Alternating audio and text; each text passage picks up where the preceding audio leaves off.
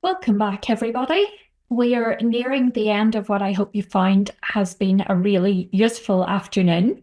For our final session of the day, I'm going to invite representatives from across the five partnerships, NatCen and the National Lottery Community Fund to join me on the virtual stage. We'll do some introductions when everyone has arrived safely, and then we've got some questions prepared to prompt some reflections and discussion on 10 years of a better start. So, welcome everybody to the stage. I think we have everybody we're waiting for. Oh, no. 1, 2, 3, 4, quick count. All here. Can we start with a very quick introduction from each of you before we get into the questions, if that's okay? So I'm going to start with Elizabeth. Hi, I'm Elizabeth Myers. I'm Head of Funding Development for England for all our work at the National Lottery Community Fund with babies, families, children and young people. Lovely. Thank you, Elizabeth. Gail, to you next.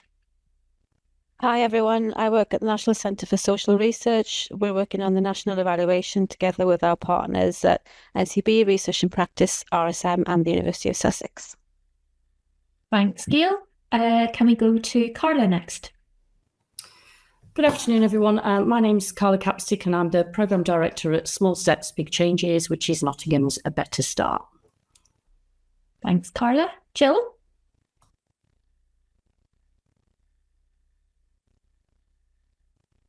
Hi, I'm Jill Thornton. I'm the Director at Better Start Bradford. Thank you. Sophie, please. Hi there, Sophie Woodhead, the Assistant Director of the Lambeth Early Action Partnership, LEAP. And Nia? Afternoon, everybody. Nia Thomas, Director at Southend. Nia and Claire. Hi, everyone. I'm Claire Law. I'm the Director of the programme in Blackpool. Thank you. Okay, you're all very welcome. To get us started then, so our first question is to tell us a little bit about what you think are the key elements or unique attributes that have made A Better Start so different and contributed to its success. And I'm going to ask Gail if she would take that question first, please. Sure.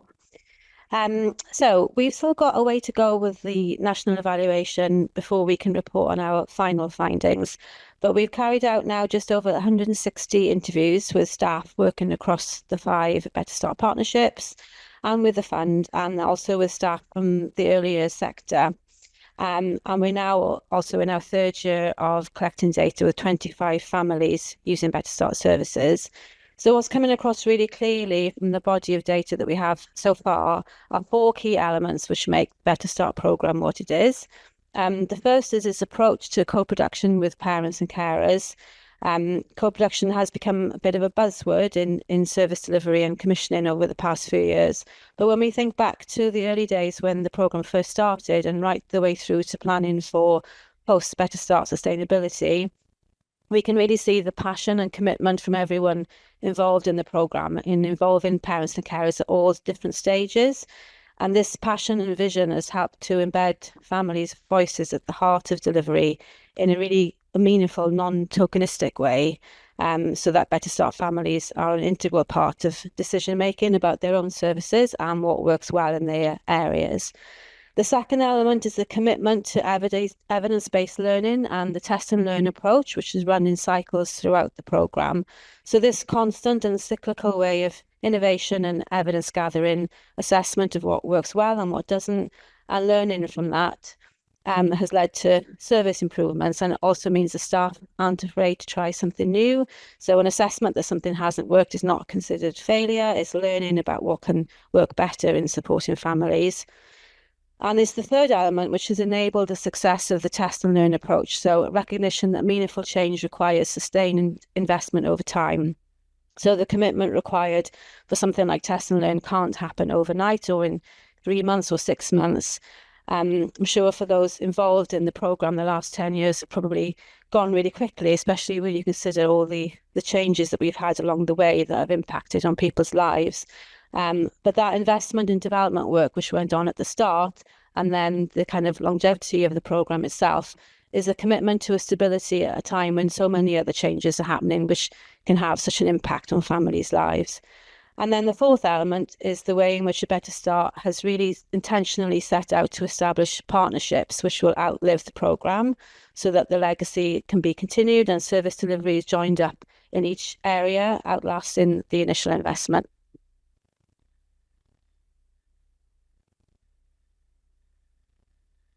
Thanks, Gail. Some really important themes coming through there that were most definitely reflected in some of our presentations today. Jill, same question to you, please. I think Gail's stolen quite a lot of the thunder there, but absolutely would echo all of the things that Gail's had to say.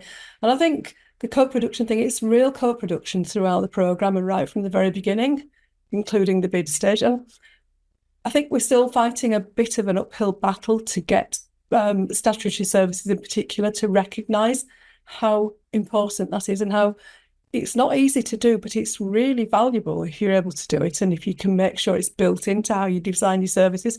So I think we're still going to continue to make the case and to show why it makes a difference.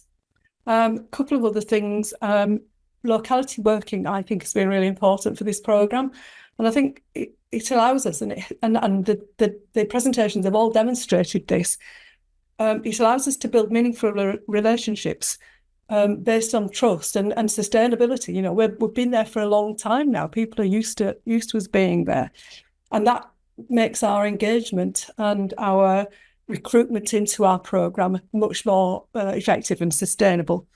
And that's really radical for some interventions. That, you know, a lot of services have never worked in that way, and I think it's really important that and you know, now we're seeing the direction heading in that way, and the, you know, the sort of thinking about how the NHS will develop.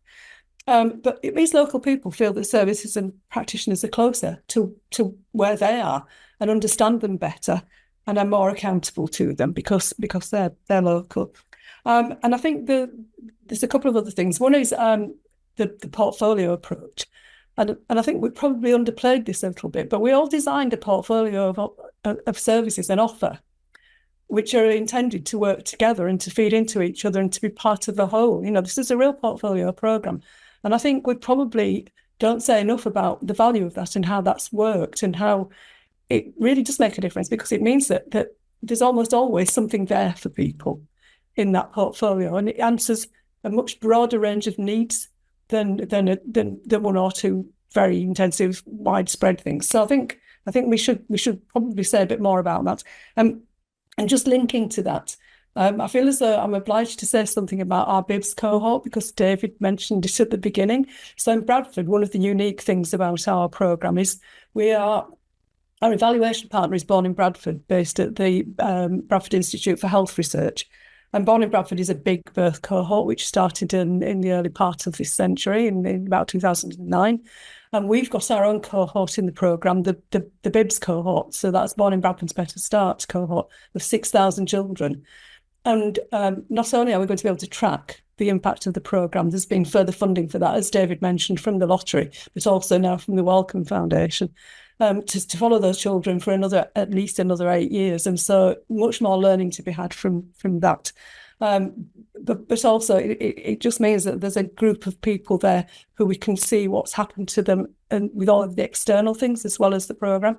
So that's really valuable. And you know, we really appreciate the support of the lottery to do that. So I suppose those are some of the things. There's lots more, but for Bradford particularly, the BIBS cohort. Lovely, thank you, Jill. And Carla, the same question.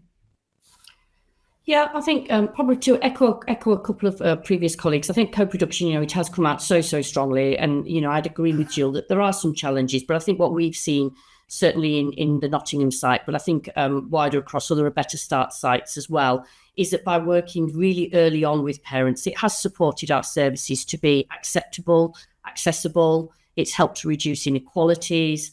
And it's helped us to start to think a little bit more about how we're sensitive to cultural differences.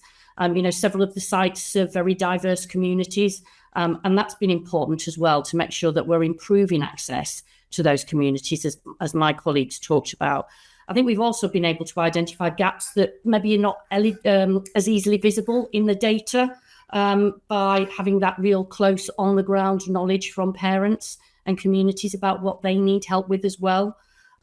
The test and learn, I would agree, has been fundamental in terms of supporting the Better Start sites to achieve some of the significant differences in child development outcomes and in the system change and long-term legacy for the Better Start programme across the 5 areas.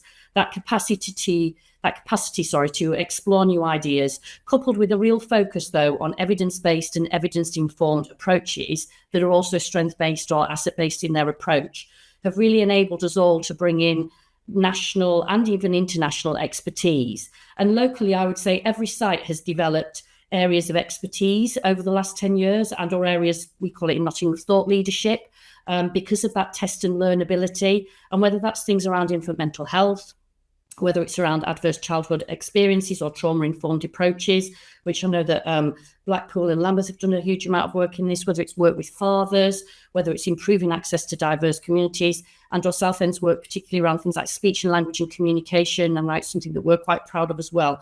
But because we've had that prolonged time as well as that test and learn, that's really enabled us to try new things, to implement new workforce models, for example. And we've had permission, as Gail said, to resource these, to try them, to fail, to learn from that, and to fail fast and fail safe, but also that whole kind of cycle of testing, learning, scaling, adapting has really started to change mindsets about that need to get everything right the first time. And I think that's been really important also. I've touched on the 10 years. We can't deny 10 years has been crucially important, and the lottery having the foresight and the courage, I think, to fund a Better Start for 10 years has also massively played a part in our successes, because we've had that period to do exactly what I've just described, that cycle of testing, learning, implementing, scaling things, trying things in different areas, different wards, and that kind of stable commitment to funding without kind of a new policy coming along or a new strategy has really supported our thinking. When you think about the programme, it's aimed at 0 to 4s. We were never going to see improvements on impacts longer term until the first cohort of children potentially went into school. Some of us obviously would start to see improvements in breastfeeding rates or in other things like that. But in our ability to measure at scale the impacts that the programmes have made, we needed some time to do that as well. We needed our services to be implemented, embedded, running well, and then to be able to look at the impact that that's had as well. So I know certainly we've been able to have conversations in the Nottingham area about that whole notion of 3-year plans, 5-year plans. Are they long enough when you're trying to make significant changes to improving child development outcomes? Or actually, should we be starting to talk about longer times and opportunities? And the final one, because I'm conscious of time, Claire, is I think there's something, as Jill talked about, around that asset-based, place-based community commissioning as well. We've certainly in Nottingham, and I know other sites have done this, they've given examples across the presentations around how we've put a lot of funding directly into the heart of communities, really building on the strengths and assets within our communities. That's given our families a voice. We've been able to listen to local need and respond accordingly. It's encouraged us to innovate, our partners to innovate. It's strengthened the local community and provider sustainability. It's helped develop infrastructure. The other 4 sites actually had big capital bids, which has really helped support that kind of infrastructure within communities and resources that are going to be there long after the funding comes to an end. It's provided pathways into things like employment, volunteering, and it's encouraged local collaboration as well. So I think that place-based approach has been also really important. Lovely. Thank you, Carla. And you've set us up nicely for our next question, which is thinking a little bit more about impact. So I'm coming to Claire first. Tell us what you think has been the collective impact of a Better Start in relation specifically to changing systems and the lessons for continued systems improvement. Thank you. Yeah, thanks for the question, Claire, because I think Better Start has been an investment in systems transformation, and that's because we all knew that to improve the lives of babies and young children, we've needed to reform the ways that our system have been working together, and our approach to this has been grounded in the same values and ways of working that we have done with communities and with families. And that's why we focused our work on building relationships, building capacity, building partnerships, and also building on what was working well already. But we all know that systems building or systems change is complex and it's messy. And therefore, I always say that if we're doing it properly, it should be quite difficult to define what those tangible changes are that have happened over a long period of time, where there's lots and lots of different things going on. So as Annette and Vicky shared with you all earlier, Blackpool Better Start has developed a framework to systems building, which offers an integrated approach that aims to build a system that really supports the foundations of childhood. So I guess the question is, what have we learned from that? We do need that collective approach, and we need a deep and sustained commitment for a long period of time, as Carla's just referenced.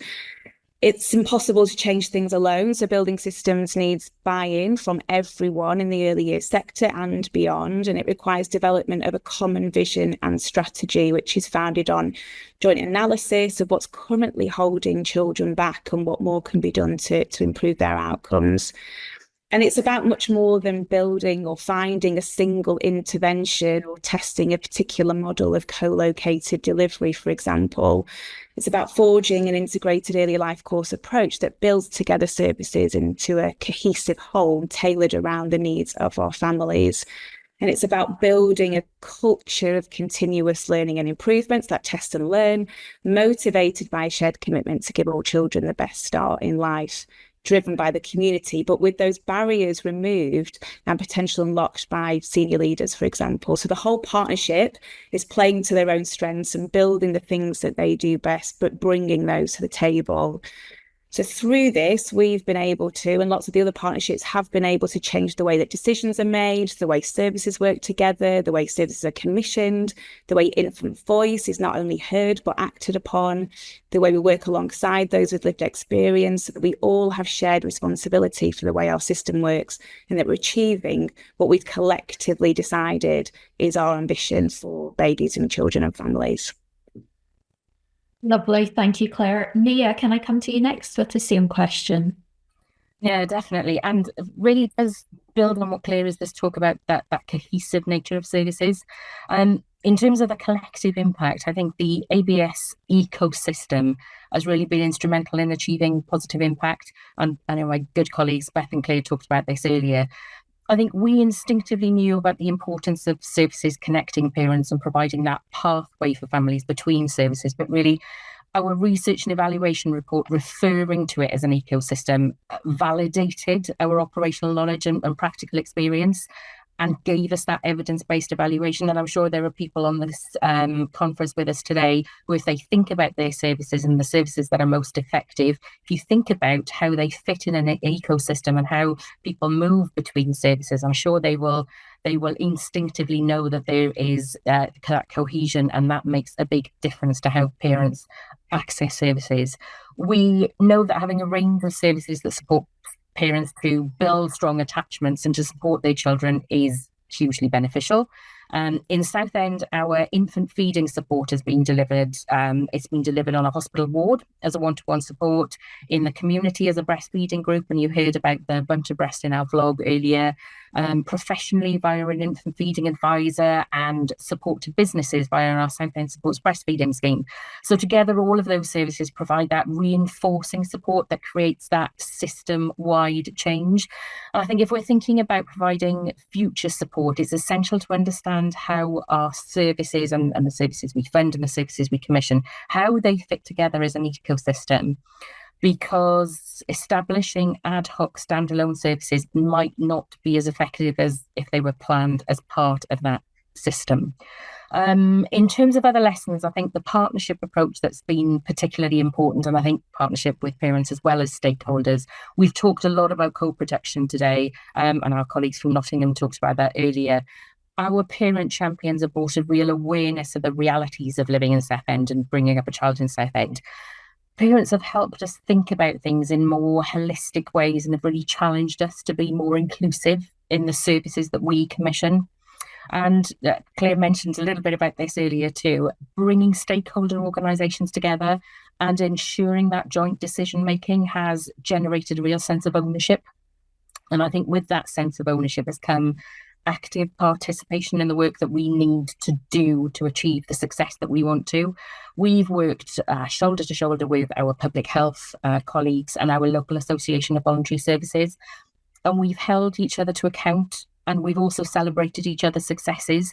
And I think if we want to generate greater system change, we have to build relationships, engage with people and organisations within our system, and both empower them to take ownership and hold them accountable for achieving success.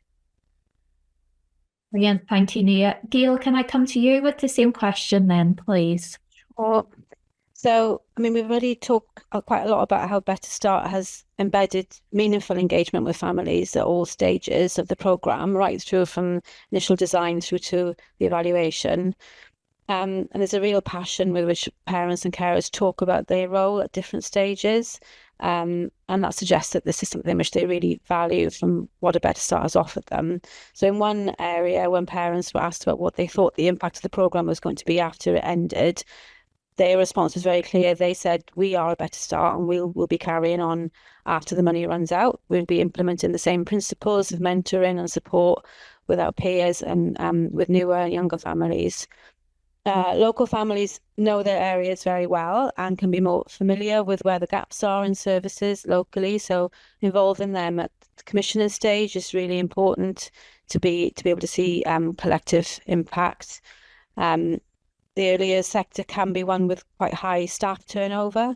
So involving local families can almost be a substitute for what can result in sometimes a lack of institutional knowledge within organisations, and sometimes a feeling that people almost have to start again with like new staff teams. So it might sound obvious, but if we want people to use services and for there to be meaningful engagement, especially with families with young children where they're likely to have multiple demands on their time, then having services which meet their needs, whether that's the substance of what's on offer or more sort of logistical things like the time of day that something is offered, or including something for children of different ages within the family, then listening to what works for families is key to getting people to turn up week after week. And again, we've already talked about the test and learn approach, but it definitely encourages a feeling that innovation is not to be shied away from, and we don't have to worry if it doesn't work out. So a Better Start's continued commitment to evidence-based learning and how this is intentionally built into the programme offer as a whole means that services are always adapting and making suggestions for improvement across the sector. Thank you, Gail. Okay, for our next question then, so we heard a little bit about this from David earlier in his introduction. The question is, what do you think are the key lessons from a Better Start for emerging policy in particular? Elizabeth, can I come to you first? Yep, absolutely. Thank you. So I think the importance of early intervention for emerging policy it can't be overstated.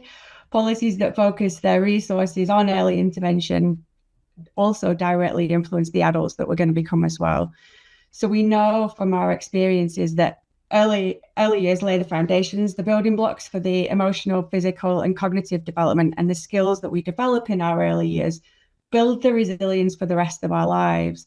So a focus on early years is attractive to policymakers because it also saves costs down the line. So there's lots of reasons for it to be a key lesson for our emerging policymakers. Secondly, community engagement is a powerful tool. You know, a Better Start has effectively involved parents and families in designing and delivering services that meet their unique needs. So this, like a collaborative approach, ensures that interventions are culturally and contextually relevant. Policymakers should focus their frameworks that encouraging community involvement, building partnerships that empower families to play an active role in development. Another key lesson would be then cross-sector collaboration. You know, Better Start's demonstrated the benefits of working across sectors, so health and education and social services, to create a comprehensive support system for families. So emerging policies should focus on breaking down those barriers between sectors and facilitating collaboration between different agencies and organisations so we can address the complex needs of families and children in a more coordinated manner. Another key lesson was around that data and evidence. So a Better Start's robust data collections inform practices that has achieved continuous improvement throughout. So moving forward, emerging policies would emphasise the need for data collection and evaluation, so identifying in real time what works and what doesn't, that learning fast, failing fast and safely, so that we can keep using our collective resources effectively. And lastly, what strikes me is around that holistic approach to child development. So Better Start shown us that growth doesn't just encompass cognitive skills, but also emotional and social and physical well-being. So policymakers should focus on child development strategies that consider all of those aspects together. So integrating mental health, nutrition, social development skills. Thank you. I think that's it in the time. Lovely. Thank you so much, Elizabeth. Carla, the same question. Yeah, thanks for that. And thanks, Elizabeth, because you've sort of given a really nice broad picture there. I was going to drill down a little bit into kind of the fifth mission that's come out from the Labour government around breaking down barriers to opportunity. So this is one of their new emerging policies that really focus on improving the best start in life. And there's recommendations in there and things that I really welcome, and I'm sure all of the Better Start sites and anyone involved in early years will, around training more health visitors, for example, to reduce inequalities and promote health and well-being, looking at having more mental health professionals so people can access and families can access support early on, and proposals for reforms in the early years sector as well. I think certainly all 5 of Better Start sites, for example, have got a huge amount to share around kind of workforce reforms, developments, alternatives, collective endeavours. If you think about the example Blackpool gave earlier around that joined up approach to tackling, an issue and really kind of looking at it as a collective piece of responsibility, and also how we've looked at alternative and enhanced delivery models. As 5 Better Start sites, we've been heavily reliant on the existing workforce alongside then creating new models of delivery. So we're acutely aware of some of the current challenges, which is why, as I said, I welcome some of those. But I do think we've also explored alternatives to that. We've looked at things like how else can we support in pregnancy, whether that be things through like the Baby Steps program in LEAP or the Small Steps, Big Changes pregnancy mentors. How can we support families through home learning environment, whether that be through speech and language or with wider family support? That investment in parents as their child's first teacher and that community capacity building is really important. So I think we've got a lot to share. And I think what we've clearly evidenced across all 5 sites is that, yes, we recognise there needs to be some workforce reforms and we need to have more workforce, but that trusted relationships are absolutely key. So even if you increased your number of health visitors or increased your number of early years practitioners, if those relationships aren't right with families, and that value that we've seen across all 5 of us around things like peer workforce programs that have helped improve child development outcomes, but also improved outcomes for those that we're then employing through that wider kind of social value in terms of providing access into work, access to training, is really, really key as well. So although the numbers need to improve, I think we've got a lot to share about different ways of doing that and things that are then acceptable to families, things where they want to that holistic support that I know Sophie talked about with some of their work that they've done in LEAP, and the real importance of that non-judgmental reducing stigma as well. So I think a lot to think about around workforce and not just kind of saying we need more of the same. A Better Start have tried a whole raft of new things that I think could really support emerging policy around that. And the second one I wanted to touch on, simply because I think, again, a lot of us have spoke about this today, is some of the work, the reforms that are being suggested through the Employment Rights Bill and some of the legislation to better support working families. And I think, again, there's talk around flexible working as a default, tackling low pay, delivering stronger protections for pregnant women and new mothers, and a review into parental leave. And if you think about the discussions that we've had today around, for example, fathers, there is no mention of fathers in that policy at the moment. Yet I think all of us have talked about the absolute value of engaging fathers as co-parents and the important role they play in improving child development outcomes, and also in supporting mum and or their partner, and making sure that we can have conversations around what does that mean moving forward for fathers as well, and how can we therefore make sure that fathers are included in some of those wider workforce reforms. And as I said, if I kind of went back to that bit around tackling low pay and flexible working, some of the models that we've approached through our different types of workforce development have absolutely brought in flexible working, part-time working opportunities. If I think about our family mentor service, for many of those family mentors, most of them worked part-time. For some of them, it was their first paid job in a number of years. They were recruited based on their experience, not their quality, their qualities based rather than their qualifications. And that was a real new approach, but that brought huge financial rewards and helped develop that community capacity building as well. So had greater benefits beyond the improvements in child development outcomes as well.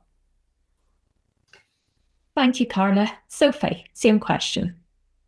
Thank you so much. And I'm going to pull on some points that have already been raised, but I think particularly around the nature of the workforce. And I mean, at the moment, we're looking to a very favourable policy environment for the early years, which is absolutely fantastic. And also kind of considering where we're headed in terms of the kind of neighbourhood model of health. All of these really depend on an integrated workforce, but integration isn't something that is necessarily organic in its nature. It can be procedural and needs to be scaffolded around in order to arrive really at an integrated workforce. So I think that one kind of call potentially would be around taking what Carla mentioned in terms of the learnings and the innovative ways that we've worked to really incentivize and support collaboration. So actually really ensuring that becomes part of a way of working rather than an ideal or a notion. And I think support to collaborate as well does actually mean bringing people together, convening. And that's something that all of the ABS partnerships have put a lot of effort and a lot of time into, because the end result is those trusted relationships that we know open doors and break down barriers to access for families, but also for the workforce themselves, who are often facing, not completely dissimilar challenges to the families that we're working with as well. So, really incentivizing and supporting collaboration, I think, is a key lesson. Elizabeth touched on this a little bit around the data, but I think A Better Start has had such a focus on outcomes.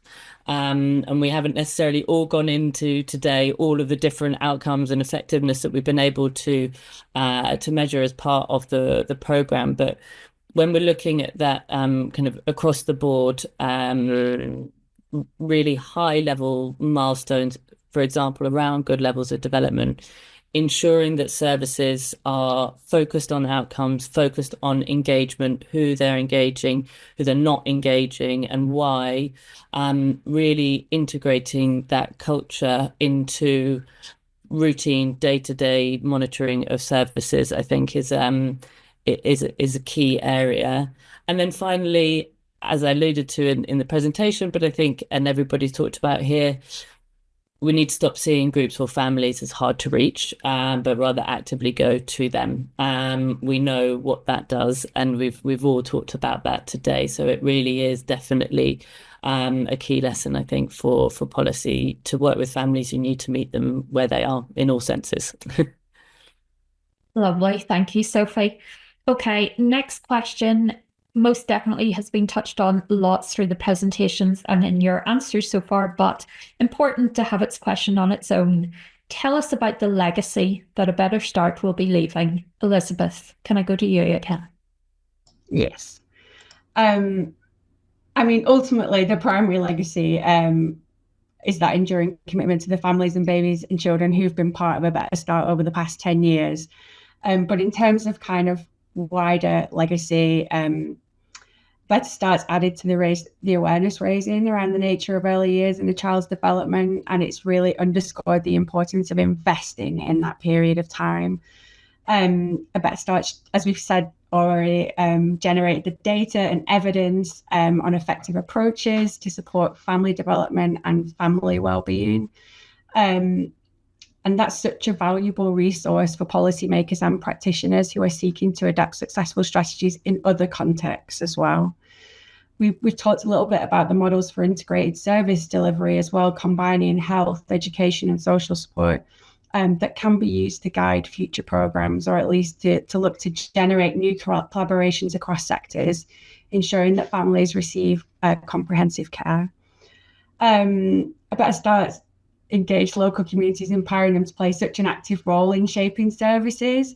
And that legacy is of strong networks of support for parents and volunteers and organisations, which will continue to benefit families long into the future.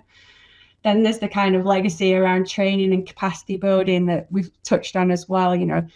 25,000 practitioners and 2,000 volunteers are not numbers to be ignored. That's capacity building, and that leaves a legacy. So Better Starts build capacity within communities, and those skills and knowledge persist and continue to benefit communities. A Better Start has established itself as a best practice example and has influenced national policies like Start for Life and Family Hub initiatives. And those legacies, will endure as well, promoting sustained focus on child development in the UK. Just the shifting of the narrative towards the importance of preventative is a legacy that just shows that proactive measures can lead to healthier and more resilient future generations. And as well, thinking about that, listening to some of the stories today, in particular, that legacy for individuals who've been part of it, the powerful change that people have experienced. So being involved as a parent or a carer, having life-changing outcomes in terms of building skills and knowledge and confidence, and having their lived experience genuinely valued and acted upon by professionals. And in terms of for the National Lottery, we're a learning organisation, and the legacy of A Better Start has come through our commitment to carry on our partnerships around early years, and also more broadly, taking the learning of A Better Start into how we work through our Reaching Communities work as well, to where we take a preventative approach now to our funding with babies, families, children and young people. And as David and Gail have mentioned as well, that investment in the national evaluation, which will be published in early 2026, just another commitment to that kind of the legacy that A Better Start has built. Thank you. I forgot to time myself there. Sorry, Claire. Wonderful. Lots of learning there, Elizabeth. Claire, your thoughts on legacy? I think some of the legacy that we're leaving links directly to the things I talked about earlier in terms of systems reform. So whilst there have been some great programs or interventions that we've been able to test out and demonstrate impact from, we all know that the science and evidence about early child development will continue to change and evolve over time. So I think what's really interesting is what legacy we leave around things like how to implement successfully evidence-based programs into public services and more routine practice. How do we translate academic research and interventions that have been incubated, possibly on a very small scale, into programs that can work in the real world context within workforces that are already stretched, and to families who may, for lots of very valid reasons, be quite wary of seeking help. So we've learned a lot around implementation and what essential active ingredients help programs to succeed or to be less successful. I also think there's legacy due to us generating further evidence in the case for progressive universalism and how you deliver quality evidence-informed universal services, but ensure that those families that need more support are the ones who are receiving it. And this is high quality specialist support based on science and research. And I noticed in the chat earlier, George Hoskin quite rightly spoke about the importance of paying attention to emotional regulation, trauma and adversity, attachment, building social and emotional skills. And I think the way that this has been triangulated with lived experience and systems change is what has made Better Start truly unique and something which will continue for a long time. Governance for us in Blackpool has also been key, and the Better Start structure we've had has really been a blueprint for change. We've always ensured that any decisions about 0 to 4s have had oversight by our collective partnership. So our ways of being accountable and making shared decisions across sectors, challenging each other and making shared investments are continuing to operate, and will provide leadership and ownership for many more years to come. And I think what we've also heard today is that sometimes it's the simplest things that make the biggest difference. So whether it's a tiny pot of money to enable dads to play football and chat about their mental health, all recliner chairs in the hospital in Nottingham. Some of our legacy has to be to strip away the bureaucracy and just make simple changes that will directly change the experiences of families for the better and quickly. And for us in Blackpool, we are continuing for a further 2 years at least. So continuing to test ways of working in Blackpool, but also now starting to leave that legacy with other areas as well, and to help them as they start to transform their early years system along the way. Thanks, Claire. And Nia, your thoughts on legacy? We're really proud of what we've been able to achieve for Southend beyond 2025. We're not a Start for Life area, so we have been working with our public sector bodies and looking at their core funding to see how we can extend our services. Many of our services are being remodelled and continuing in different ways, and in many instances, our way of working is going to be influencing the delivery of other services. So both directly delivered to early years families and indirectly in terms of the influencing the working practices of teams and departments. We're also incredibly proud of City Family Community Interest Company, and David Knott mentioned City Family right at the very beginning of the afternoon. City Family has been set up as our legacy vehicle for a better start, and they work to cultivate this sense of the village around the child, to support parents to develop really strong connections in the community with other families and other services. And Claire mentioned adverse childhood events. If we want to support families to be resilient, we need to support them to do that within their communities. We know that from a Better Start research findings that supporting parents to establish peer networks is a real strength of the programme. They bring together their parents, volunteers and paid professionals to drive the design and delivery of their programmes. And you can see that there's direct influence from the A Better Start approach to co-production in that. The City Family focuses on prevention and early intervention, which is most definitely one of the most important building blocks of A Better Start. They also rely on research and evidence to make those informed decisions about the most effective approaches to improving the lives of children and families. And that is a direct influence from the importance that A Better Start has placed on research, evaluation and impact. City Family is already working in boroughs outside of Southend, and we're excited that through their reach, they are taking the messages of good practice from A Better Start out beyond the city limits. I really also want to highlight the importance of our early years A Better Start workforce and the programme management and commissioning team for A Better Start. As our grant comes to an end, there are colleagues going out into the world of work and looking for new opportunities, and some have already secured roles in Southend organisations. And for me, that's a really positive legacy for A Better Start to leave, because with them, they take their knowledge and understanding of early intervention in the early years, the benefits of co-production and the impact of the programme itself. So that spreading out of good practice will directly and indirectly have an impact in Southend, the wider Southend over the next year, meaning that early years and A Better Start champions are right across the city. And that might be in organisations that may not have been stakeholders or delivery partners during the time that we operated. Thank you, Nia. Okay, finally, I think that celebrating 10 years of A Better Start also means thinking about what still needs to change. So last question is going to Jill and then Sophie to tell us what your call to action is. What still needs to change? Who might be responsible? Where should priorities lie? Jill first. Well, I think that an awful lot of this has been said, but there's about 2 or 3 things.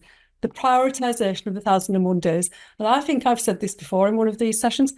If you know that investing in the early years prevents harm, why would you not do it?